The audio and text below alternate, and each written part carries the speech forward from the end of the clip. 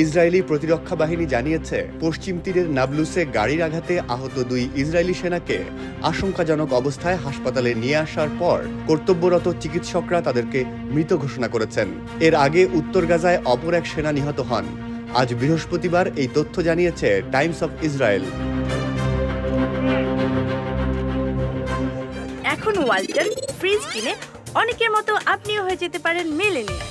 সেরা পণ্যের সেরা অফার, ওয়ালটন মিলেনিয়ার। 3 সেনার মৃত্যুতে গাজায় স্থল হামলা শুরুর পর নিহত ইসরায়েলি সেনার সংখ্যা বেড়ে 292 হয়েছে।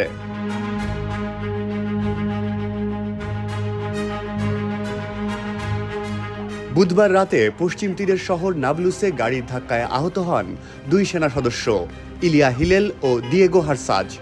তারা দুজনই কাফিয়া ব্রিগেডের সদস্য। আইডিএফ এই ঘটনাকে হামলা হিসেবে অভিহিত করেছে।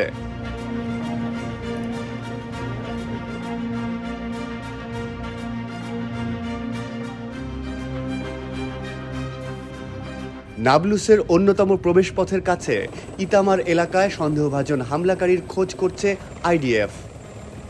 এছাড়াও প্যারাট্রুপার ব্রিগেডের 101তম ব্যাটালিয়নের সদস্য স্টাফ সার্জেন্ট ইয়েদিদিয়া আজুগি উত্তর গাজায় হামাসের সঙ্গে লড়াইয়ে নিহত হয়েছেন বলে জানিয়েছে আইডিএফ।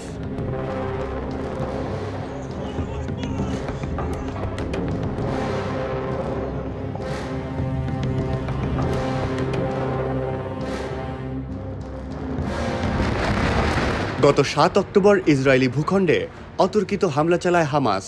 এতে 1170 জন নিহত হন। নিহতদের মধ্যে কিছু সেনা সদস্য রয়েছেন, তবে তারা এই 292 জন নিহতের মধ্যে অন্তর্ভুক্ত নন।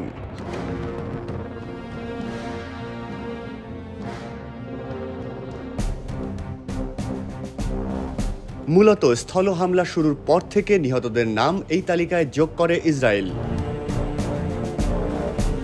এ হামলার প্রতিশোধ হিসেবে সেদিনই গাজার বিরুদ্ধে নজিরবিহীন ও নির্বিচার বিমান হামলা শুরু করে ইসরায়েল। পরবর্তীতে স্থলবাহিনীও এতে যোগ দেয়।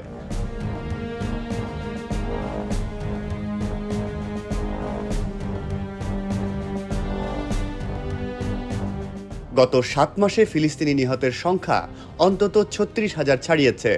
এদের বেশিরভাগই নারী ও শিশু।